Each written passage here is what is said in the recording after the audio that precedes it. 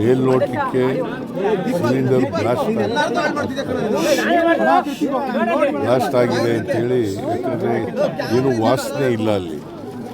Blast ಆಗಿರ್ಬೋದು, cylinder blast ಆಗಿರ್ಬೋದು. ಅಲ್ಲಿ ಪೊಲೀಸ್ನವರ ವರದಿ ಮತ್ತು BBMP ಅವರ ವರದಿನೂ ಕೂಡ ಅದೇ ಇದೆ.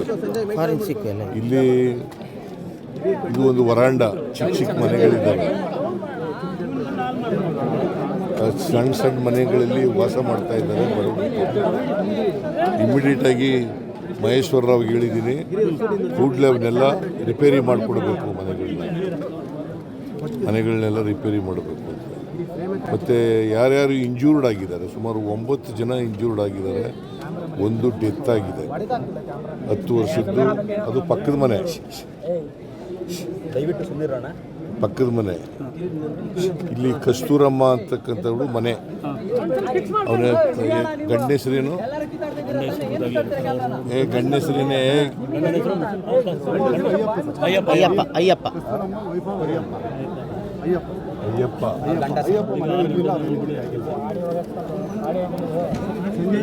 ಕಸ್ತೂರಮ್ಮ ವಿಕ್ಟೋರಿಯಾ ಆಸ್ಪತ್ರೆಯಲ್ಲಿ ಇದ್ದಾರೆ.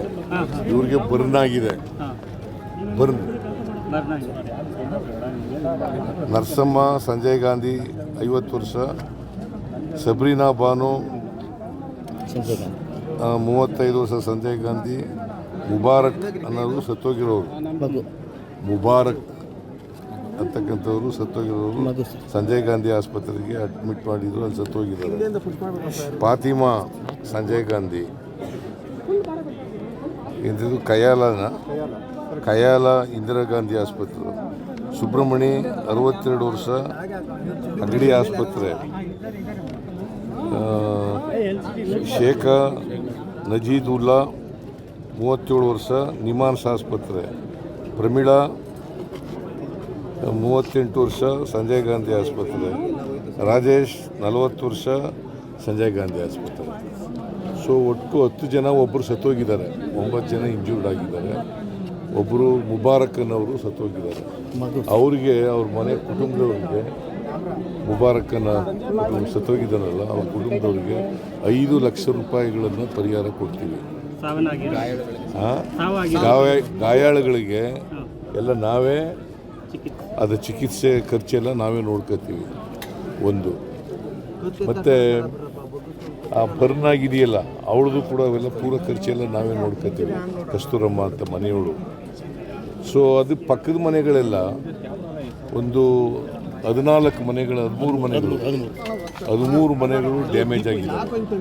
ಅದೆಲ್ಲ ಕೂಡಲೇ ರಿಪೇರಿ ಮಾಡಿ ಅದನ್ನು ಮಾಡಿಸ್ಕೊಡ್ತಕ್ಕಂಥ ಕೆಲಸ, ಬಿದ್ದೋಗಿರೋದು ಮನೆಗಳನ್ನೆಲ್ಲ ಕಟ್ಟಿಸ್ಕೊಡ್ತಕ್ಕಂಥ ಕೆಲಸ.